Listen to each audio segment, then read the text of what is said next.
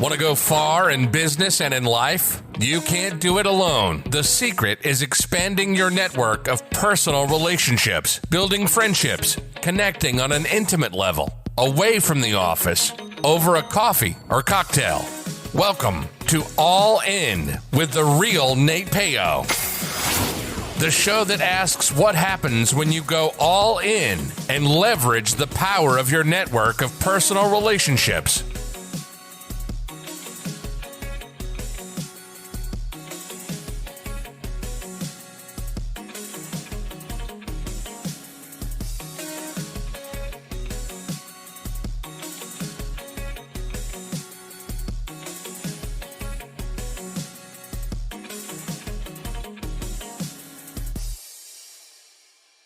From author Donnie Bovine comes the book, How to Be a Success Champion, available on Amazon. After years of living other people's dreams, author Donnie Bovine decided to jump out on his own and start a business, thinking it would be easy. Instead, he had a rude awakening and quickly understood that he had spent 20 years being an employee and had no idea how to be a business owner. His business was tanking, and he was on the brink of losing everything when he decided to fight for business freedom. In this must-read and life-changing book, author Donnie Bovine shares with readers his story intermingled with lessons learned from his mistakes and his failures. In How to Be a Success Champion, you will find advice the author received from mentors and how he went from zero to a six-figure business. The author walks you through the steps of how to get out of your own way, how to play the game of business and win, find your strengths, how to network effectively, how to build a personal brand, how to create champions for your business, how to get great at sales, how to take complete ownership of you and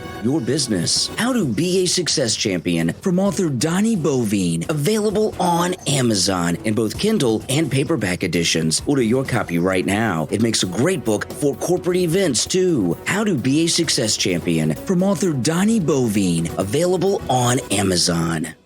Hello. Welcome to the All In podcast with Nate Payo. Of course, I'm your host, Nate Payo. I'm joined today with Phil Pelucha with billionairesinboxes.com. I'm super excited to have him on the show because we've actually been chatting for about 20 minutes instead of recording, and we've had some amazing conversations. I want to bring that to you. So just a quick brief bio on Phil. He's empowering 1 billion entrepreneurs to achieve their success. He interviews the best mentors, most inspiring business leaders, and professional development coaches, providing infotainment that helps and works. Actionable steps and a golden nugget a minute viewing. He works with many of the leading professional development coaches, which allows him to empower as many people as possible in both broadcasting and live events across Africa. Welcome to the show. Thank you so much for having me. It's awesome to be here. I'm really looking forward to it. And as I said, you were saying before, we had a good chat in I always call that the virtual green room. Yeah, you know what? Some great conversations happen in there. When I started my podcast, I think everybody's like, oh, do like a pre-meet, and I would do them, and I'd be like, I gotta end this conversation like right now because we're having all the good stuff, and I'm gonna go on. I gotta go on and recreate it, and then like you try to ask the same questions, and the answers aren't as spontaneous. It's a little bit, it's not bad, but it's just kind of like we should just like rolled with it to begin with. So I kind of stopped doing the pre-interviews. Well, do you know what? I mean, I think it's the same for every podcaster. It's nice to kind of build up a bit of a rapport beforehand, but yeah, you can very easily start going, right, stop. That's perfect. Just don't say it because that's perfect for the show. Yeah. Don't waste it. So I'm pretty sure you're my first guest from Africa, and we were talking about, this global networking thing and the power of it. And like before I started podcasting, like I was just kind of concerned with like, hey, how would I find guests and be local and be like, what is somebody across the globe gonna provide for me? Like on paper, it's like, hey, well, this just doesn't make sense. Like we'll never like interact. We probably don't know the same people, but because of Zoom, because of COVID, it's just like perfect storm of events. You're just like, hey, I can't go meet people in a face-to-face thing. So I'll just have these virtual meetings, and I started connecting with people in like Europe, in Australia, New Zealand. And I was talking to her yesterday. I've probably there's a gal named Lauren Kress we connected like to talk about doing a podcast. We talked for like an hour about that. Then I did her show for like an hour. Then she did my show for an hour. And they were like, hey, let's just get on the phone for like a conversation for an hour. And then like we had another conversation just last night. I love it's it just when like that happens. it's like we're completely on opposite sides of the world, but we're having these amazing conversations and kind of networking. I think it's important to remember that like networking isn't about like an immediate, like you do this for me, I'll do that for you, but it kind of builds out over time. And like these relationships you establish, like you might not have a connection that you can support and help for a few years and vice versa, but it's important to engage these people, have conversations and keep those conversations warm so that they don't go cold. You're like, hey, where's that cool guy I met? But it's 3 years now. So now it's weird to call him up, Well, actually, I mean, relationships, you never know when they're going to come back to fruition or when it's going to be helpful. A prime example of that is the guy who heads up my sales. So he actually heads up our engagement in New Zealand. He does New Zealand and Australia. He actually worked for me 6 years ago for a completely different company. I think we didn't speak for maybe 4 or 5 years. Nothing happened. He just went traveling around the world and he's 12 hours ahead of me. So we didn't really like each other's Facebook stuff, but that was about it. He found himself in a situation. He wanted to get on the phone and talk it through. I was having an awesome day and there was some great stuff happening. And he was like, what happened in the last 5 or 6 years? Because you're like on cloud 9 and loving what you're doing. And I'm miserable and hate what I'm doing. And like, how did that happen? So we got talking and he came and joined us on this journey. And now I'd like to think he's on cloud 9 too. So it's all just about timing. That's all it is. Yeah, very much so. So that kind of leads into my first question. What is your thoughts on luck? Are people lucky? Do you believe in luck? No, I don't believe in luck. Okay, how do I word this? So others may even disagree with me on this. So some of my own mentors might disagree with me on this, but I don't personally believe in luck. I think what luck is our subconscious mind not wanting us to feel impressed with what we've done. I mean, how many times do we say, oh yeah, I can do that, but that's easy? Well, it's only easy because you know how to do it. So you're putting yourself down. It's not easy if you haven't got a clue how to do it, but we do that as humans the whole time. We say, oh, well, I could never do that because that's really complicated, but all this stuff that I do know how to do, oh, well, that's easy. And you just dismiss it straight away. And that's what luck is. I mean, how many times do you hear that? So there's 2 types of times when I hear the word luck. Number one is when people go, oh, you're so lucky. You're so lucky. Or I was just, it was really lucky. I managed to do this. Well, you're sapping your own power. You're taking away the pat on the back that you should be giving yourself and just playing it down. Like if you're not going to be your cheerleader, who else is going to be? So there's the first time you hear luck. The second time you hear luck is when people go, oh, aren't you so lucky? Or you're so lucky you have this. Or, I mean, I hear it all the time. Oh, well, you're lucky. You've got a TV network. It's like, that wasn't luck. That was like hours and hours and hours of production and shows and graft and passion and tears and blood, sweat, and everything else that went into that. That wasn't luck. You can't call me lucky because I have a nice car because I worked my butt off for 10 years to earn it. That's not luck. That was graft. So no, I'm not. I don't believe in luck. I think we have the ability to create the life that we want to live in whichever way we want to do that. I think most people walk around so scared of actually achieving their potential that luck is a nice way to hide behind it. Oh yeah, well that was really good, but it was just lucky. Yeah, it's like an excuse, like, oh, that person got lucky, they didn't deserve it. But you said 2 things that kind of resonated with me, and the first one was this idea of what you kind of dismiss because you know how to do it really well. And I think we don't see the value in that a lot of times. And I tell people it's like, what you know, but you don't know what, like, if you look into somebody else, you don't know what they don't know. So 100%. Like when you go like, hey, I know how to do this, like, it's like, okay, well, somebody else doesn't, but it doesn't resonate with you. Like, why don't you get this? Because I know how to do it. So like, you should, like, I'm nothing special. Like, clearly you should be able to do this too. And so you don't realize that there's value in the knowledge you talk about. And then I think once you kind of realize that value, it kind of led to this, like, this story. It's probably a meme floating around where it's like this artist draws this like amazing, beautiful piece of art, like a painting, and he does it in like 15 minutes. And somebody's like, hey, how much for that? He's like, it's $1,000. Like, it's $1,000. You just took 15 minutes to do this. And it's like, no, it took me like 20 years to get the skills to do that 15 minutes of work. And so sometimes like, I think the stuff we're really, really good at, it doesn't feel valuable because it does feel easy. It's just like, well, there's nothing special to this knowledge. Like, I know this knowledge. And then you kind of start looking around, you go, oh, but you know what? There's other people that don't have it. Like, I can add value. I can either be a weakness, somebody else's weakness, and fill it in with a strength, or I can teach somebody what I know, how to overcome it. And there's value in that. But I think a lot of times as humans, we just disregard it because it's like, hey, we know it, so everybody else must know it too. You know? I mean, it's like networking. It's like, what are you networking for if it's not to add value to someone or to find somebody to add value to you? And how can you do either of those two things if you don't know what your value is because you just dismiss it as lucky? You've got to know what you're good at and what you're not. And you've just got to embrace that. I mean, I know there are things that I'm really, really good at, and I know the things that I really suck at. So I make sure that I surround myself with people that are really good at the bits that I suck at. Why? Because I don't need them to be good at the bits that I'm good at, because I'm really good at those bits. And if you just continue to build on that basis, you're good to go. But you're not going to be able to do any of that or even start to build those foundations until you recognize who and what you are and what you're good at. We talk about going from the industrial mindset revolution of a time-based currency to a solution-based currency. And then that analogy you just used of it took you 15 minutes, how can it be $1,000? Well, you're being paid for your work and for the effort and what you did. You're not being paid for the time that it took you to do it. You're not on an hourly rate, you know? Yeah.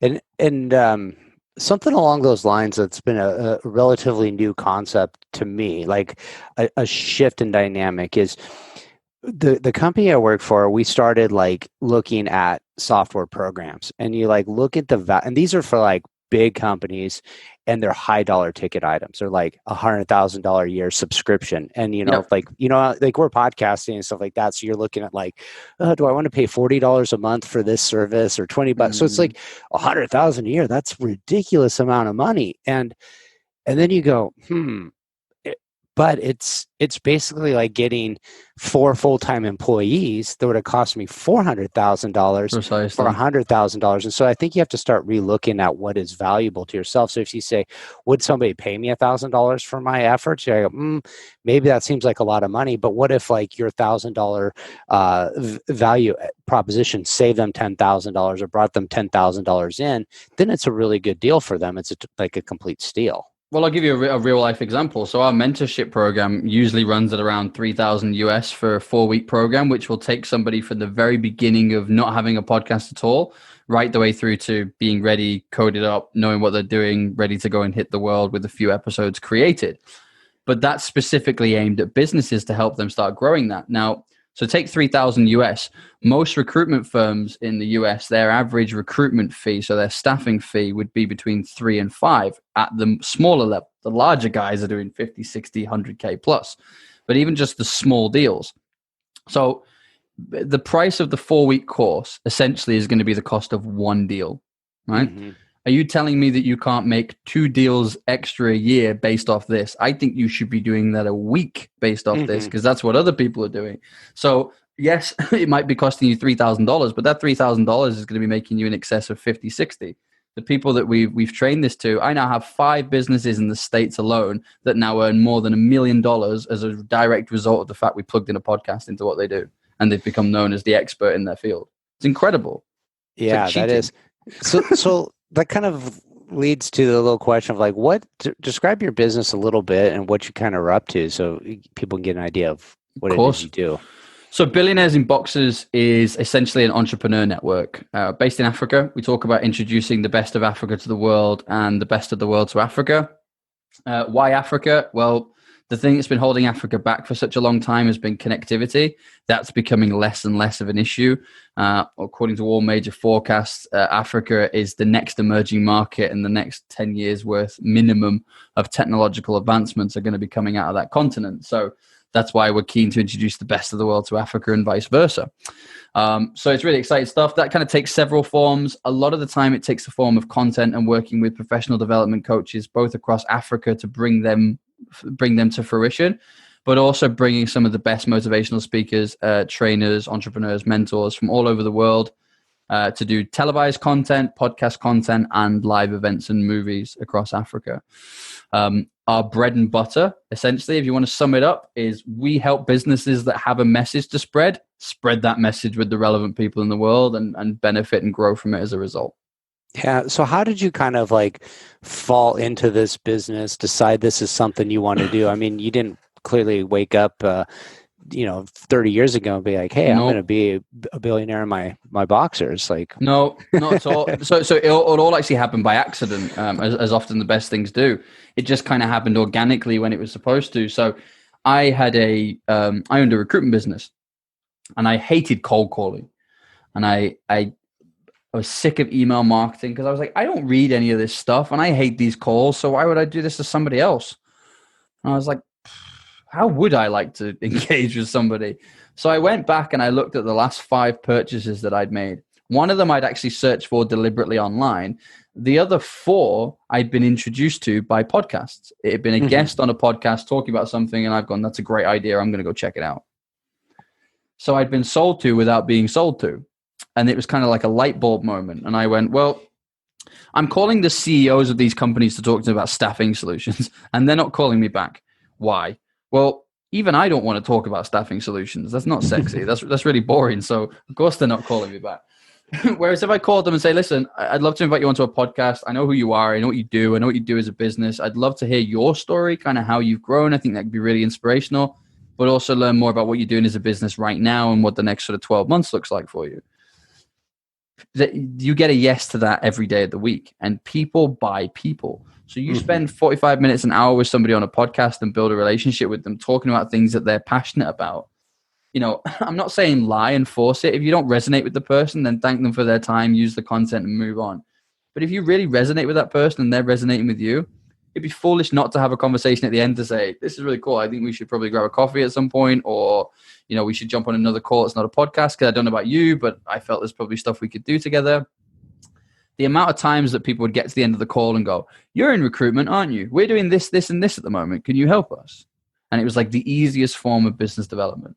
So I did away with cold calling. I did away with email marketing. I reduced the spend on Facebook and Instagram ads right down. And it changed our business for the better because we were then podcasting. I then had the opportunity to buy into a marketing business, which I had a friend who was an incredible marketer, great at what he did, but sucked at winning new clients, which sounds crazy, but he was really good at telling other people's stories, but not his own.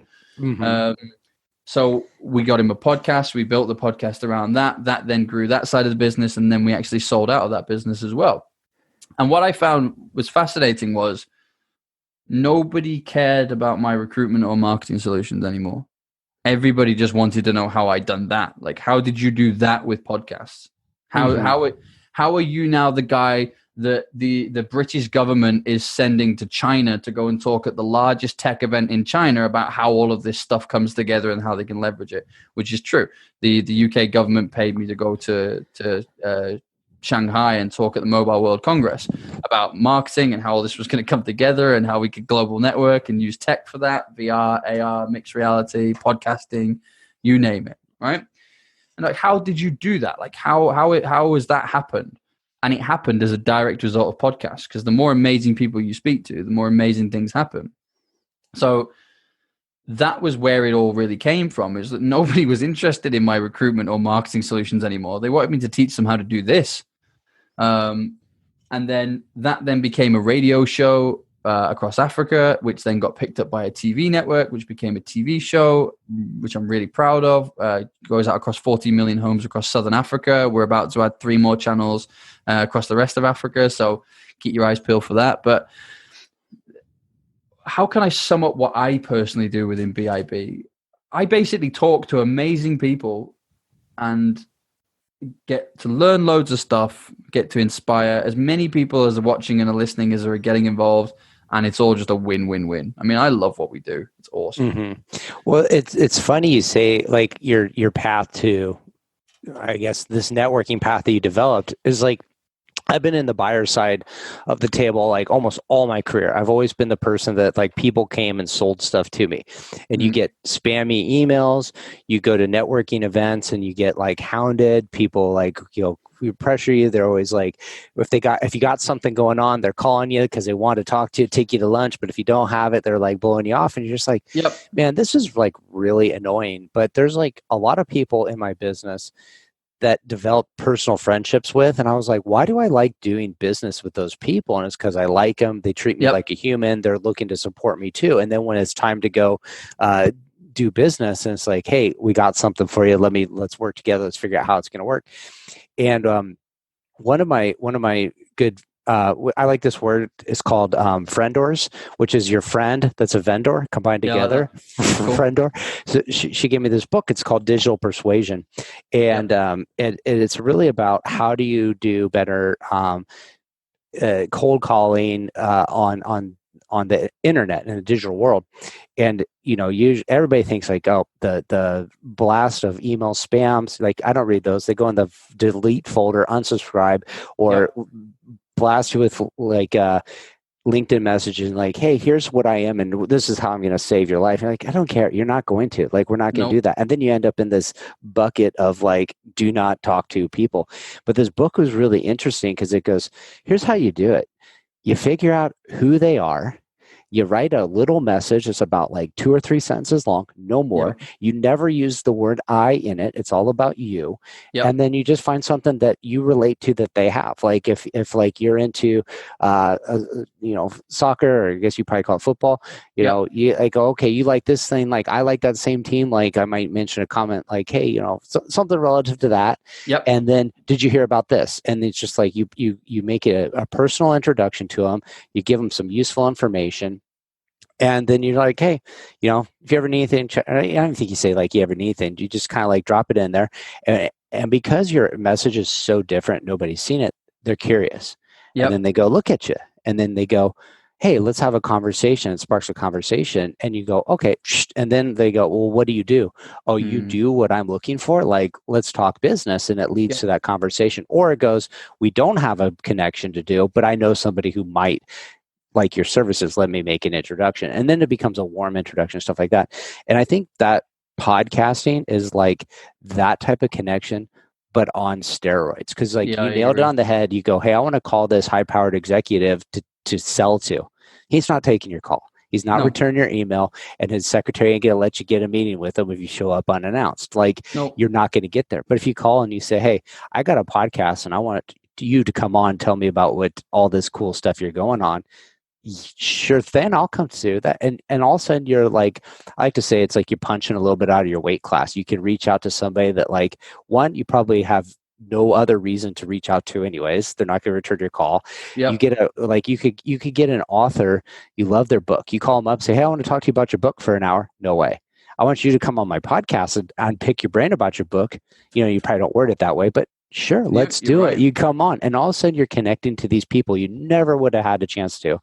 And 100%. Then, hey, who else can I help you with? And like all of a sudden they're introducing you to their cool people. You're giving them some cool leads too. And it just, over time, that's so powerful. And that was kind of my journey. I was like, hey, when I was localized to my industry, I started doing I thought I just started accelerating my career. And I was like, what would happen if I just did it? I didn't think of it as globally. I just kind of thought about it like it's indiscriminately, like just like, hey, let's meet everybody that's kind of cool and see where it goes. And in a year, 2 years, 3 years time, that these connections are going to grow and evolve to ideas you'd never imagined. And wouldn't that be cool to see where that ends up? And so that's been like kind of my path. And I think what you nailed on the head is just like you have this way with podcasting to easily connect with people you might not have otherwise had. 100%. And it grows your network exponentially. And I think it accelerates it a lot quicker. It's the value of knowing other people. So you mentioned earlier, for example, right at the beginning of the show, you were saying, well, I'm going to interview people local to me because what do I have in common with people around the world? Like, how are we going to kind of help each other with that? But whereas a great answer for that, if I'm honest, is, I grew up in sport. That was my original passion. It was my original background. I played professionally in the UK, and then I ended up playing and coaching across centralized Europe as well. So I've literally played for European teams and been the foreign player. And, you know, if you have 11 players, let's use soccer as an example, right? You got football, you got 11 players on a pitch. I don't know if you follow it. I'm a big Liverpool fan. I think there's probably 3 or 4 English players in the entire Liverpool squad. I think there's one of them who's local to Liverpool, and that's Trent Alexander-Arnold. There'll be a couple of the younger guys coming through, but I mean, in terms of the main squad, you've got like maybe one who's local out of like 15, 20 people. So clearly, just because somebody's local doesn't necessarily mean they're the right person to help you develop. So my attitude was always very different when it came to global stuff, because I knew that the best teams I'd ever played in and played against and seen play had a mixture. They'd taken the best winger from South America. They'd taken the best defender from Germany. They'd taken the best goalkeeper from Italy. And they combined all of these incredible people. So my attitude was always, well, as a world, we aren't all progressing at the same pace. There are just look at the economies. Some countries are doing well. Some countries are in a load of trouble. Some countries have great connectivity. Other countries have horrific connectivity. So we're not all developing at the same pace. So it would be foolish to assume that we can't A, give value to other people, and B, have value given to us. So every project, it didn't matter what it was. It didn't matter whether it was a marketing project, a podcast project, a recruitment project, made no difference, right? My attitude was always, I'm going to go around the world. I'm going to speak to the people that I know and trust and say, this is what I'm doing. Get them empowered, get them pumped up, and say, who do you know that I should be talking to? And then by the end of that week, when I'm having a conversation on Skype with 10 people globally, they're the 10 best people, and they've each been recommended, which is why they're there. And now I'm starting to build something. I will take that team to the field or into business or into the boardroom 100 days out of 100 before I build a local team. Mm-hmm. Well, I love that idea too, because like going back to your soccer football analogy is like, okay, if you just took all people local, what's going to happen? They all have there's probably a small group of coaches that showed them how to play soccer, like the way they grew up from a kid to playing professional. So they kind of have like the same strategies. They're used to playing against the same people.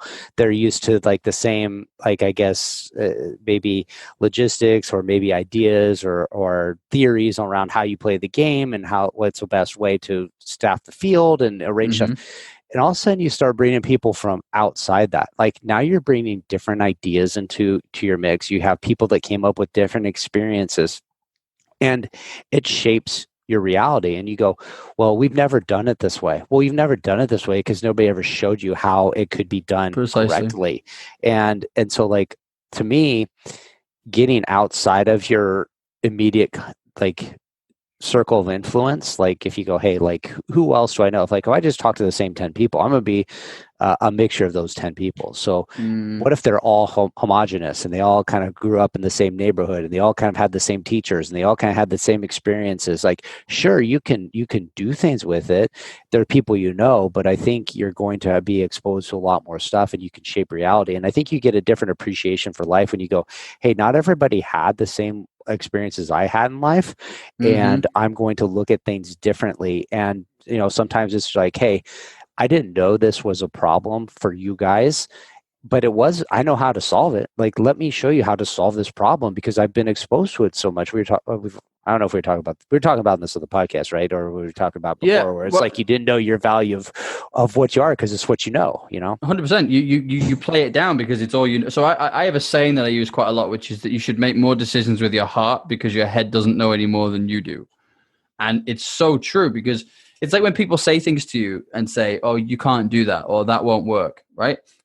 Well, for them, that's right. From where they are right now, they're absolutely right. They can't do that, which is why they're telling you can't do that. But it doesn't mean that you can't. Look at the NBA. Those guys are flying and dunking all over the place. I can't dunk. So but if I go to one of them and say, well, I can't dunk, so you can't dunk. Well, watch this.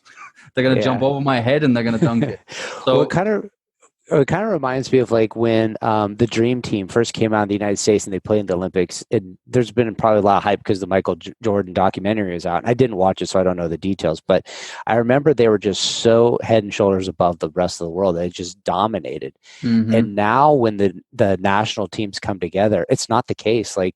It's maybe that they've taken the best people from around the world and put them into the NBA, and they've learned and raised the game. Exactly the same with the Premier League, 100%. And then they take what they've learned and they show it to the people that are in their group, and then you have a growing market of international players and international professional leagues, and it's like, okay, like everything just kind of like right. I love the all ships rise from the tide analogy, even though it's been said a million times, but it's so true. It's like, hey, if you're in this position to bring everybody up, you're going to rise with it. Everybody 100%. Goes up together. And if there's winners versus losers, then you're playing, I think, an end game that's a little bit cutthroat, and it doesn't have a big picture in mind. And you're going to have less success in the long run than maybe some immediate. See, but what I would say to that is we have winners and losers in what we do. We do a lot of value add and we help a lot of people, but there's also losers in this situation. And that's okay. So I always say to my team, I never want you to try and convince anybody. Never convince anybody to work with us. They either get it or they don't. And the reason I have so much confidence with that is, we have billionaires. We have some of the, if you were to list the top 10 professional development coaches in the world, I'd say we probably work with 7 or 8 of them already, and they're going to be working with the rest of them pretty soon. These people have bought into what we do, seen the value of it, and are throwing their time, effort, resources, and events and courses and everything else at helping us to achieve that goal. So if Bob, the MD of ABC Limited, doesn't think that this is going to work or it's right for him, I don't need to convince Bob. Because for every Netflix, there will be a Blockbuster. And that's okay, because I don't want to work with Blockbuster. I want to work with Netflix. Yes, exactly. And that's okay. That's fine, because for you to seek an advantage, it means that you're seeking an advantage over somebody else. So great example, we were talking about how we use the podcast for business development. So I'll give you a prime example of how we're using it today, right? So we know the value that we can add with the recruitment businesses. We've worked with loads of them. We're now into the multi-millions in terms of how much additional revenue these companies are making as a result of having a podcast. Now, African market, as we said off air, is a lot further away than that. So the number of podcasters in Africa doubled last year, which is an incredible stat. Even more so when you realize they're at the same stage the United States was when it comes to podcasting in 2003, which means that they've got like 17, 18 years worth of growth here. Okay. Mm-hmm. I think we were saying this off air, if you start a podcast in the US, you've got at least double figures competitors straight away. In Africa, that's not the case. You can come up against 2 or 3 and you can wipe the floor with them quite quickly, because you can learn the lessons that the West has particularly done well with podcasting.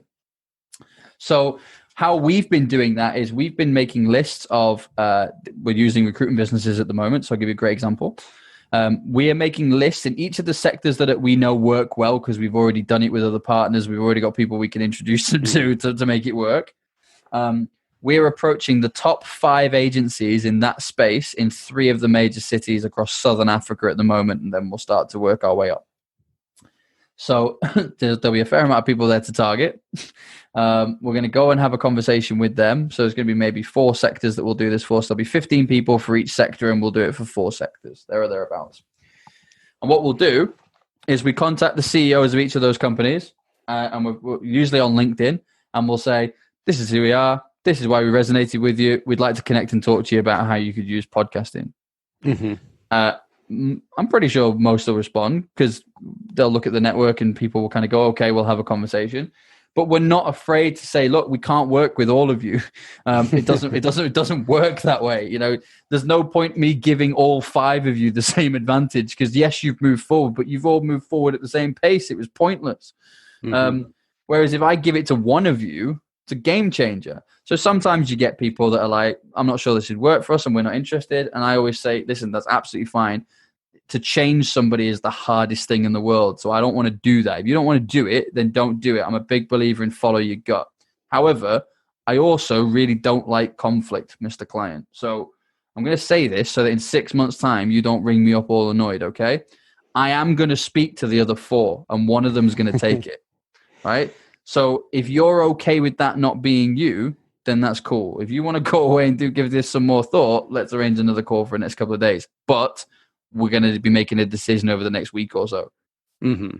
And then you usually start getting at least 2 or 3 of them competing against each other against, well, listen, we're better than them. We can give more value than them. And we're working with this client who I think could be interested in working with you. So we can introduce you to them. And now the network grows even further. Yeah. And that's how we've been using podcasting for business development.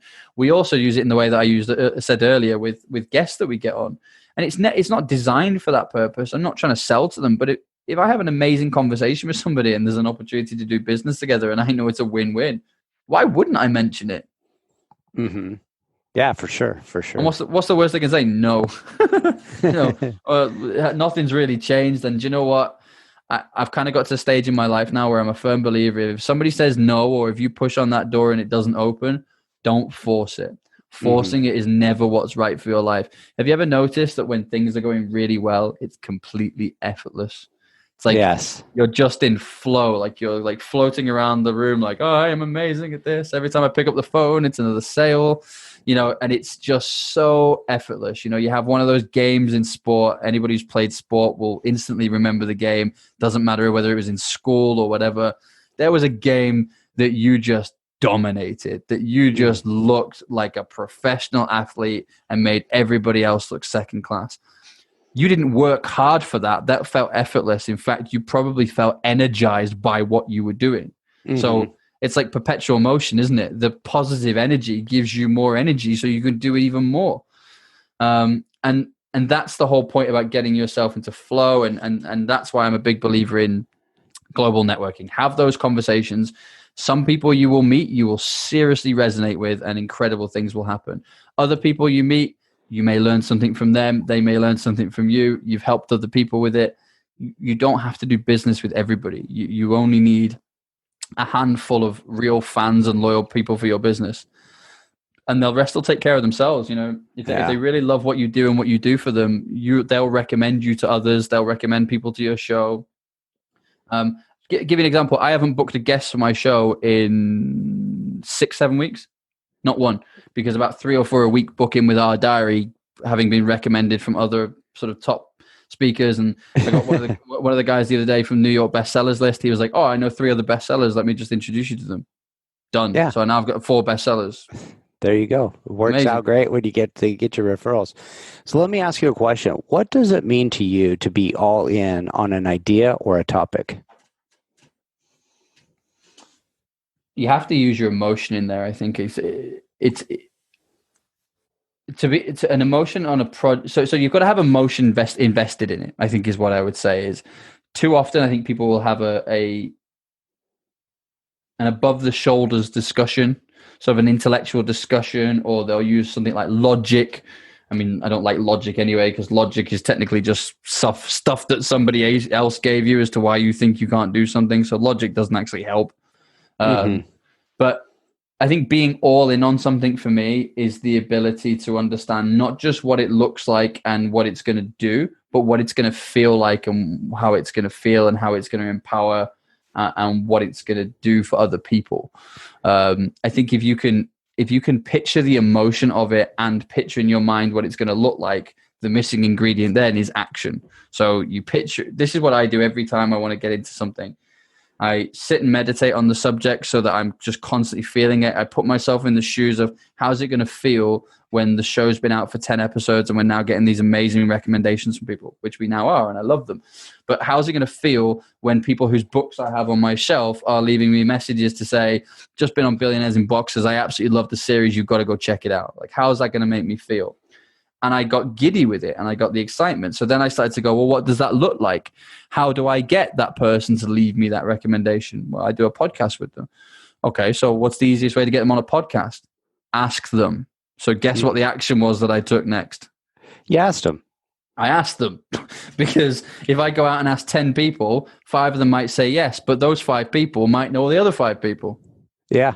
I've never thought of it that way. Like usually you go, hey, you got to ask 10 people to get 2 yeses and you can get 8 nos. And that's why I've always been a fan of, like, a lot of people in sales go, hey, you want to get to yes as quick as you can. I go, no, do the opposite. Get to no as quick as you can. Yeah. Like, the faster you get to know, the faster you're going to realize you're not with somebody. So I'm like warts and all things. Like, hey, here's who we are, unabashed, just everything about us. Like, you like us or you don't. And I love it. And if they go, yeah, I still kind of dig you, then it's like, okay, well, let me tell you some more bad stuff. And did you just get to the quicker you can get them to say no, you quit wasting your time, and you're going to just be focused on the yes. And then it becomes, like you said, effortless flow 100%. connections. But it's pretty cool that you said, like, hey, if you get yeses from some people, some of those other people that are no's, like you said, like, hey, I'm a best-selling best times author, and I went on this show, and I know you're one. Yeah, I went on this show. Are you going to say, no, I don't do shows? Like, well, here's an example. I never got an email back from Tony Robbins. I'd love Tony Robbins on the show, and I never got an email back. Why did I not get an email back? Because he has an entire team of people to stop me getting an email back. That's their whole job, right? Yes. Of course, I wasn't going to get an email back from Tony Robbins going, sure, person I've never heard of. Let me give you some of my really valuable time. However, now I'm friends and have 2 mentors who are very close friends with him. I'm talking and working with a publicist who's his publicist. It's now being discussed. Do you want a WhatsApp introduction to him? So, yes. Yeah, well, exactly. Yeah. No. Let me think about that. I don't know about that. But this is the point is look, I didn't go and find those people because they were friends with Tony. That's not how that worked. In fact, 2 of the people that are friends with Tony, I had no idea they even knew him. But it was, when you put that out there and you say, this is what I want to do, too many people hit that first stumbling block, and they get bitter about it. I emailed Tony Robbins and he never emailed me back. I always thought that guy was a really nice guy. I saw his Netflix thing and I've read his books and never even got an email back. What a douche. What a douche. Are you serious? Like, he's off busy helping millions of people. I'm sorry he's not inconsiderate enough to just drop everything he's doing for all these charities and wonderful people just to come and help you, this person he's never heard of. Don't stop there. Keep going, because, my attitude with that was, okay, well, we're not big enough for Tony to come on yet. Mm-hmm. So keep getting bigger. How do I get bigger? How do I get to the point where I can go to him and say, here's 5 of your friends. Here's 5 people that you're really close to in the whole world that I've interviewed, and you're still not replying me back. Yeah. He's going to respond to that message. I need to get to the point where I've got something else to offer, and this is one of the things that I've always done. And it was a film that really inspired me. I'm sure you've seen it. It was with Will Smith, and it was The Pursuit of Happiness. Yes, I've seen that. And the reason I love that film so much is, now he does this because he doesn't have enough hours in the day, because obviously he has to pick up his son from school and all that kind of stuff that was going on. But he starts at the very top of his phone tree every single time. He always starts with the guy at the top of the tree, or guy or girl at the top of the tree. And so do I. And the reason for that is I won't ever let anybody tell me what I can and can't do. So, the world's #1 passive income coach, a fantastic guy called Travis Fox. Travis is my mentor. How did that come about? I messaged him because I knew he was in a movie, and I said, do you want to plug the movie and plug what you're doing and come and have a chat with me? We had an hour-long show. We then had about another 60 to 70 minutes after the show of having a great conversation. And I asked, and I said, would you be my mentor? Would you help me? And he said yes. And ever since then, he's opened up his phone book. It's been like the greatest gift. All these people are now coming because he resonates with the message. He resonates with these people. So now he's introducing them. And it all came about just because you asked the question. So why would I not go for the people right at the top? Why would I say, well, do you know what? Instead of getting the best yoga person on the planet, I'm going to go and interview the best yoga person within a 60-mile radius of my house. Mm-hmm. Why would I put that limitation on myself? Yeah. And if you think about, if you're looking at this from a sales perspective, because we've been talking about how you use podcasting for sales, you're right. The CEO probably isn't the person who's going to make the decision on marketing or recruitment or software sales or CRM or whatever the hell it is you're trying to flog them, right? They're probably not the person to make that decision. But people by people, and that person's in a place of authority. You can learn about whether or not you resonate with that business. And if you do, what better recommendation could you get than, actually, yeah, do you know what? I'll introduce you to our head of IT because they're currently going through a technical thing at the moment I think could be quite useful for you to have a conversation. It's completely away from me. I don't touch it. I don't really understand that stuff, but I'd be happy for you to make an introduction. Mm-hmm. Message them back. Thank you so much for your time in the interview. It was really incredible. Could you make that email introduction? Now you've been introduced to somebody by their boss. Their boss, who, by the way, has just spent an hour doing a show with you because you want to be doing some work together. Yeah. That's not a difficult conversation. That's not a difficult sell. That's, hey, head of tech, this guy's introduced me. Let's have a chat. What's your problem? How can I help? Yeah. It's funny you say that, because a lot of times the CEO is just like, hey, I'll just make an introduction, and they're indifferent to the outcome. But the person that gets the message is like, CEO said I need to do this. Like, I need to make this work. And so, it may 100%. not always work, but they're I think more apt to figure out a way to make it work. And then when they go, hey, we're going to pick this guy and go with them, but I have to report to the CEO what we're doing. Mm-hmm. The CEO's not going to go like, who are these people? I don't know who they are. Like, great guy. Yeah, like, oh, cool. 100%. You picked them up. Like, let's sign off on this decision. 100%. And even if they say no, you do something that I call the 6 and 6 rule, which is 6 people always have 6 competitors, right? Yeah. So what you do is you pick them up, and if that company is a hard no, like there's nothing to sell to there, there's nothing to stop you going to their competitors, saying, hey, listen, I had James, CEO of ABC Limited, on the other day. Sounds like they're doing some really interesting stuff. I was asking around the industry, and your name kept coming up. Would you love to come on the show and talk about what it is that you're doing? Yeah, damn straight I would, because my competitor's been on and is getting some attention. So I'm coming on to have a chat with you and start the whole process all over again, because you only need one of them to say yes. Mm-hmm. You don't need all of these competitors, all of these 6 competitors say yes to you. Work with 1 in every 6, and there's plenty to go around. Yeah, fantastic stuff. So let's talk about billionaires and boxers. Who are the people that are your core clients, the people you work the best with, who want to who let us like rave about you, but you rave about them, and when you work together, it just feels like you're in that flow state? Yeah, so I think there's probably 2 very distinct types of people then that falls into. So there's personal development coaches. They love us because obviously their job is about empowering people and reaching people and helping as many people as possible. We have a platform that we can teach them how to reach even more people and plug them into a network full of all of these awesome people. So nothing is going to help your business, no matter what it is you do, better than plugging in some of the most amazing people in the planet to it. You put amazing people in a room, amazing things are going to happen. Simple as that. For sure. The other group of people are entrepreneurs and business owners that have a story to sell. I'm not talking about I have a product to flog. I'm talking about you really do have a message to sell, whether that's the message of the great culture you've developed within your company, or whether that's the message of why people should be working for you, or whether that's just why people should be listening to you to answer some questions. I'll give a great piece of advice to your listeners, because it's an awesome website, right? And it, again, stuff like this didn't exist when I first started in podcasting. I wish it did. It's a website called Also Asked, and I'll spell it because obviously my accent's quite thick. So it's also and then asked.com. So alsoasked.com. Now, what alsoasked.com does essentially is it's a reverse search tool for Google. So if you type in a subject, it will tell you the most commonly asked questions on Google regarding that subject. Mm-hmm. And what it does is it gives you, in my world, it gives you an endless amount of content.